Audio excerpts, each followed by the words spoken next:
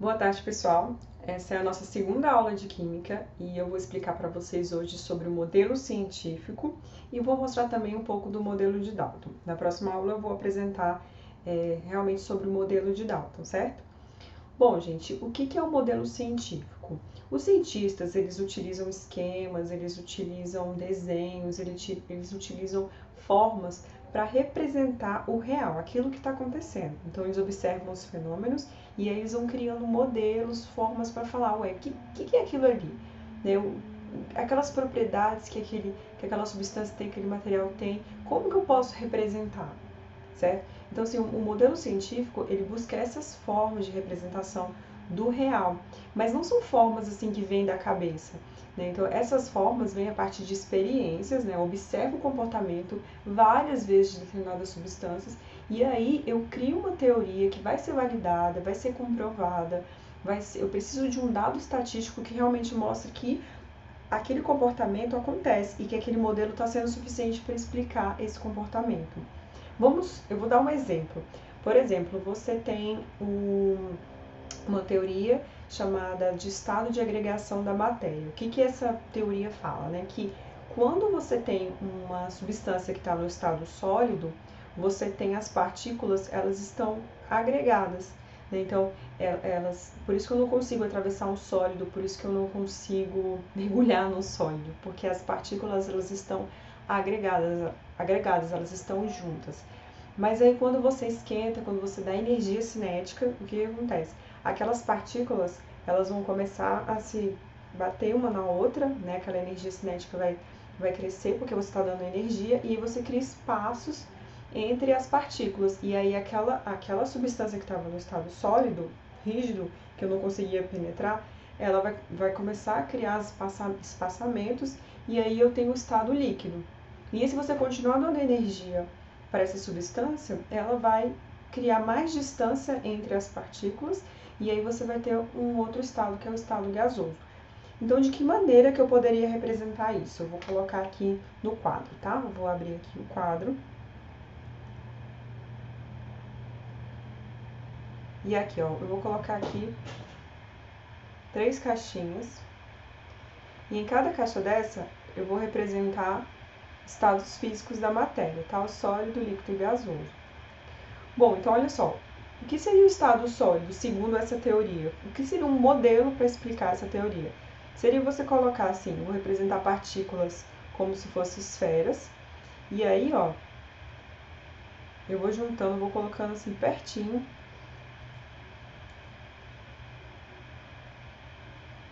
várias dessas partículas, ó. Por enquanto eu estou chamando partículas porque eu ainda não falei sobre átomos, tá? É só para vocês entenderem o que é o modelo científico.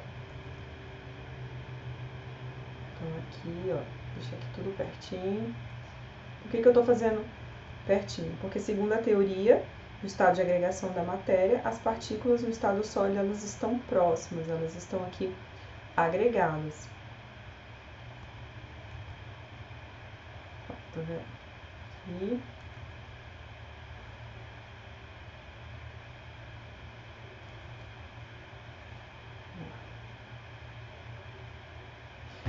Aí quando você aquece, quando você dá energia, o que acontece com essas partículas? Elas começam a ter uma repulsão umas com as outras e aí você cria distanciamentos, né? Então essas partículas vão começar a se separar. Olha só. Se separando. Mas ainda existe uma atração, né, entre essas partículas. Então, no estado sólido, as partículas estão agregadas, no estado líquido, elas estão mais espaçadas, mas ainda estão atraídas. Então, o que eu faço? Eu posso usar pequenos riscos aqui para dizer que isso aqui não está totalmente separado, né? Tá vendo? Então, eu estou usando aqui uma representação, um modelo para indicar essa aproximação ainda das partículas. E se você continuar dando energia, o que vai acontecer? Essas partículas vão criar grandes distanciamentos aqui, ó. Elas vão estar bem afastadas, vão ocupar todo o recipiente. Olha só.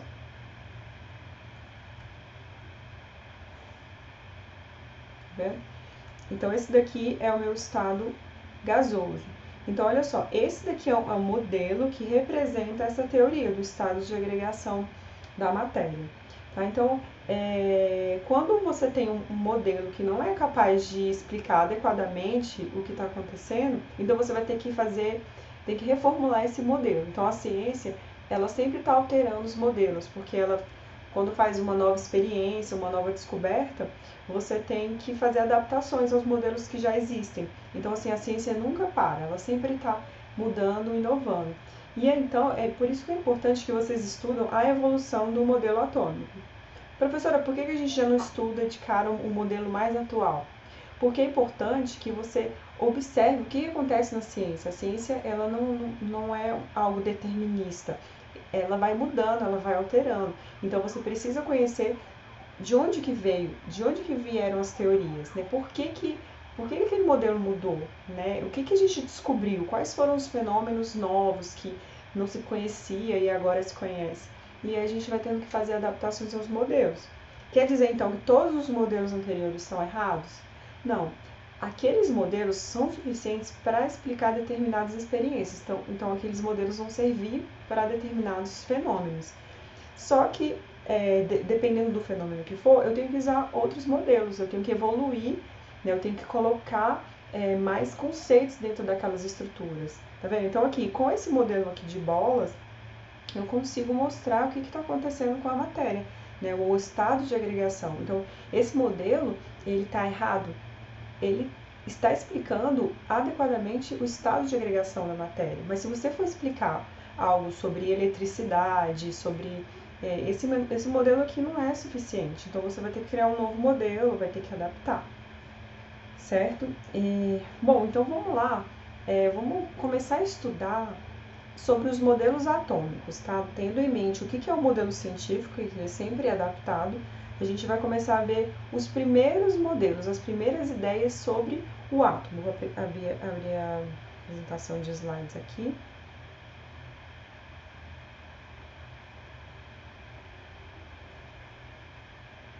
Vamos lá, vamos ver como que aconteceu essa mudança de modelos atômicos, tá bom? Vamos lá.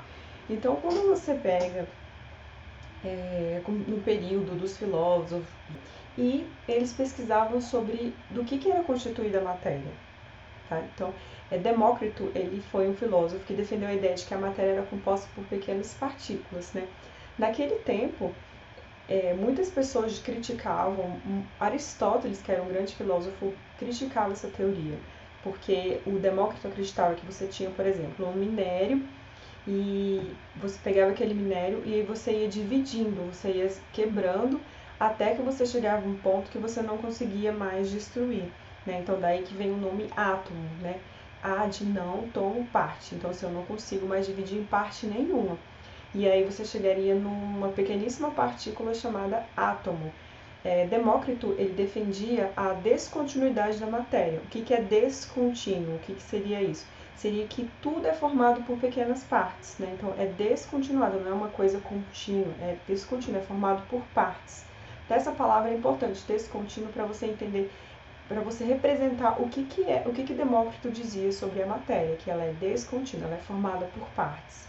Então, olha só o período, gente, 460 a 370 a.C., né? Então, a gente já tinha alguém falando sobre do que era feita a matéria. Então, Demócrito, ele acreditava que a matéria era formada por átomos, que esse átomo seria pequenas partículas invisíveis que não poderiam ser divididas, e que os átomos se encontram em constante movimento. O universo é constituído por número infinito de átomos, indivisíveis e eternos. Então, isso daqui é uma ideia já bem antiga, e que hoje essas ideias aqui foram alteradas, é claro, assim, a gente teve uma evolução dos modelos, mas você vê que 500 anos antes de Cristo você já tinha alguém falando sobre átomo. Mas, durante mais de 20 séculos, não foi isso que prevaleceu, isso aí foi uma ideia antiga, e Aristóteles era totalmente contra, né? Ele falava que a matéria era contínua, era uma essência só, e que ela tinha propriedades, essas propriedades iam se combinando para formar os 4 elementos básicos que constituíam o universo, que era a água, a terra, o fogo e o ar. Né? Então, o Aristóteles defendia esses elementos. A gente vê muito em filmes algumas pessoas falando o elemento água, o elemento terra, o elemento fogo, o elemento ar. Gente, isso daí era o que Aristóteles falava. Olha só, olha o período, né? 384 a 322 a.C. Né? Então, assim, a água não é um elemento, né? Segundo o que a gente estudou, segundo a evolução do modelo atômico, a água não é um elemento, ela é formada por 2 tipos de elemento. Você tem o hidrogênio e o oxigênio. Então, que nessa época acreditava que a água era um elemento. Bom, então o Dalton, ele já vem ressuscitar aquelas ideias de Demócrito e Leucipo, né? Ele já vai dizer que a matéria, sim, é formada por átomos. Mas, antes de chegar nisso, eu queria falar um pouquinho sobre Lavoisier. Né? Então, Lavoisier, ele foi um cientista francês que ele fazia muitas experiências, né? Então, ele contribuiu bastante para as experiências de Dalton e para os postulados de Dalton. O que Lavoisier falava? Sabe aquela frase assim, que na natureza nada se perde, nada se cria, tudo se transforma? Né? Então, não foi exatamente o que Lavoisier disse, mas representa o que a contribuição de Lavoisier. O que ele falava? Assim, quando você tinha um processo de queima, por exemplo, você tem um papel, você queimou o papel e aí vai ter o quê? Cinzas, né? Então, assim, você vai pesar aquilo ali e você vai ver que vai ter uma massa diferente. A massa do papel não vai ser igual à massa das cinzas, né? Mas se você fizer outra experiência, você pega a palha de aço, você queima a palha de aço e aí você vai pesar, o que vai acontecer? A palha de aço vai ficar com a massa maior depois da queima, né? Então, o que é isso que aconteceu? Um perdeu a massa e o outro ganhou massa, né? Então, o Lavoisier, ele começou a fazer medições, então ele media a massa exata. Naquele tempo utilizava-se balanças, né? Mas é uma balança não eletrônica que a gente conhece, mas existe outro tipo de balança, de pratos. E aí o Lavoisier, ele media ali minuciosamente, media aquelas substâncias que estavam reagindo. E o que ele percebeu? Que em sistemas fechados, se você coloca esse papel no sistema fechado, depois da queima, a massa continua a mesma. Então, ué, professora, mas assim, as cinzas não pesam igual o papel. Mas você está esquecendo que existe um produto daquela reação que são os gases. Então, se você juntar a massa das cinzas com a massa dos gases, você vai ter a mesma massa do papel, entende? Então, assim, na natureza nada se perde, nada se cria, tudo se transforma.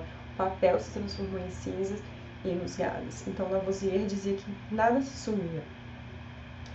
Essa foi a contribuição de Lavoisier e a contribuição de Proust também é importante para a gente poder chegar em Dalton, tá?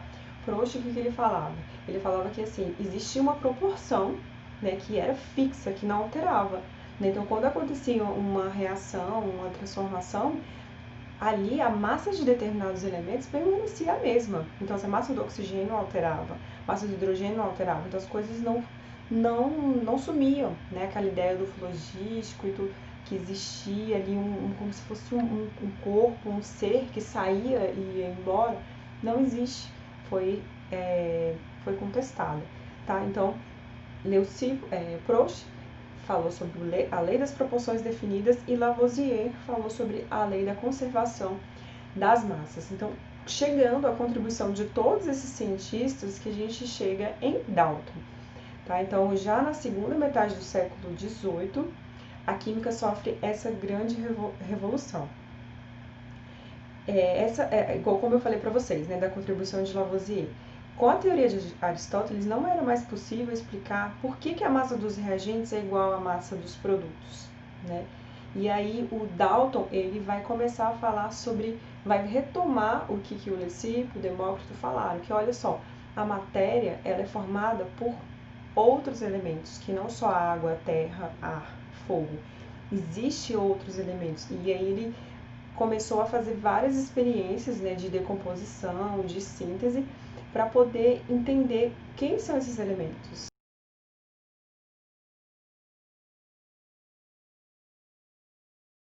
Aqui você tinha uma substância só e ela se quebrou e formou novas substâncias. Por enquanto, gente, eu só estou dando o nome das substâncias, isso aqui é o nível macro, né? Então, quando a gente estiver estudando o Dalton, né, o modelo de Dalton, a gente vai começar a entender do que é feita essas substâncias, quais são os elementos presentes nessa substância. Será que é água, terra, fogo e ar, como Aristóteles dizia? Não, não. Aqui você já tem o conhecimento dos elementos químicos, não todos, mas a gente já conhecia alguns elementos químicos, né? A gente já conseguia fazer, naquela época, já isolar alguns elementos, já conseguia pegar a água, quebrar e mostrar que ela tinha elementos diferentes ali, tipo oxigênio e hidrogênio, e que sempre seguia uma proporção. Então, era sempre assim, 2 hidrogênios para cada oxigênio. Essa era a composição mais estável da água. Tá? Então, olha só, Dalton fazendo essas experiências e verificando realmente que você, antes de uma reação, você tem os reagentes que têm uma massa. E aí, depois da reação, você tem a mesma massa. Né? Não houve alteração de massa. Por quê? Porque ele começou a explicar, porque os elementos que estão ali nos reagentes, eles vão se quebrar, eles estão combinados. E aí, o que acontece? Esses elementos eles vão quebrar as ligações e eles vão se recombinar, vão fazer rearranjos. E aí, rearranjar, o que é? Eu tenho um arranjo, rearranjar é formar novos arranjos, novas combinações. Você imagina assim, é como se fosse assim, eu tenho vários brincos e aqueles brincos eu quero fazer novos brincos. Então, eu tenho que tem uma pérola e tem um diamante. Então, é um conjuntinho de pérola e diamante. Eu quero formar um novo brinco só de pérola. Então, eu quebro aquele brinco e aí eu junto com um outro brinco e eu consigo pegar aquelas pecinhas e formar um brinco só de pérola, sabe? Então, assim, como se fosse aqueles átomos fossem pecinhas e essas pecinhas a gente vai quebrando, quebra a ligação e vai formar novos brinquedos, novas peças, novos brincos. Só uma analogia para vocês entenderem o que acontece. Bom, gente, então assim, segundo o que Dalton falava, é que assim, no peróxido de hidrogênio você tem átomos de hidrogênio e átomos de oxigênio juntos ali, ligados. O que vai acontecer? Vai acontecer um rompimento, uma quebra dessa ligação, e aí você vai formar novas substâncias, que é a água e o gás oxigênio. Então, em toda reação química, o que acontece, em toda transformação química, o que acontece é o rearranjo dos átomos. Os átomos estavam combinados, há uma quebra, um rompimento da ligação desses átomos para formar novas substâncias com novas composições, certo? Então vamos lá, revisando o que seriam os postulados de Dalton. Para Dalton, o átomo, né, como já era dito com Leucipo, Demócrito, é o que? Uma esfera, então você pegava a matéria, você conseguia dividir até um ponto, se não conseguir dividir mais, que se chamaria átomo. Então, essa seria a partícula elementar, que seria o átomo, seria numa forma de esfera, porque a esfera é a forma geométrica que quando não sofre quebras fáceis, né? Então, quando você tem uma peça que tem uma ponta, né, de um quadrado, um retângulo, sempre vai quebrar ali na ponta. Então, a esfera, ela dá a ideia de que não há, se cai, não, ela é indestrutível, ela é como se fosse inquebrável, né? Então, ele dá essa ideia de uma esfera, o átomo seria uma esfera, se fosse quadrado, ele poderia quebrar, rompendo as pontas. Então, seria uma esfera rígida, maciça, indivisível e indestrutível, e que os átomos de determinado elemento, eles são idênticos. Então, todo átomo de oxigênio, eles são idênticos. Todo átomo de hidrogênio são idênticos, mas átomos de oxigênio e hidrogênio, eles são diferentes. Entendeu? Então, você tem átomos de hidrogênio, átomos de oxigênio, e eles são diferentes, certo? E quando você tem uma substância composta, ela tem mais de um tipo de elemento, né? Então, você tem a combinação. Quando eu falei do óxido de cálcio, é um oxigênio com cálcio, então é uma substância composta. E que aí eu consigo, numa reação de decomposição, eu consigo separar esses elementos. Então, as substâncias compostas são formadas por esses diferentes tipos de elementos. E as substâncias simples são formadas por um tipo de elemento só. Era isso que o Dalton falava. E que seria assim, uma substância composta é formada por átomos diferentes que possuem a quantidade fixa, né, de cada um deles. Então, se você tem a água, que é uma substância composta que tem hidrogênio e oxigênio, você tem H2O, 2 átomos de hidrogênio para um átomo de oxigênio. Isso isso é fixo, é uma proporção fixa. E que numa reação química, o que acontece é que os átomos eles estão combinados de determinada maneira, os reagentes estão combinados, E aí, na reação, esses reagentes vão sofrer mudanças, transformações, quebras e vão se recombinar a novos arranjos que vão ser formados, dando origem a novas substâncias. Então, esses são os postulados de Dalton. Bom, então, para cada átomo, o Dalton ele fez uma representação, sempre na forma esférica, como eu expliquei para vocês, e aí o Dalton ele colocava símbolos diferentes dentro daquelas bolinhas para diferenciar um elemento do outro. Então, o átomo de oxigênio, átomo de hidrogênio, ele teria formas diferentes. Pessoal, na próxima aula eu vou mostrar para vocês um exercício resolvido, porque eu quero que vocês utilizem o modelo de Dalton para representar as equações químicas, tá? Então eu vou fazer isso na forma de exercício. Então vamos ficando por aqui. Tenham um excelente dia e se vocês tiverem alguma dúvida sobre esse conteúdo, pode mandar, coloca aí como comentário, tá? Embaixo, porque aí eu posso tirar as dúvidas, tá bom? Obrigada e até mais.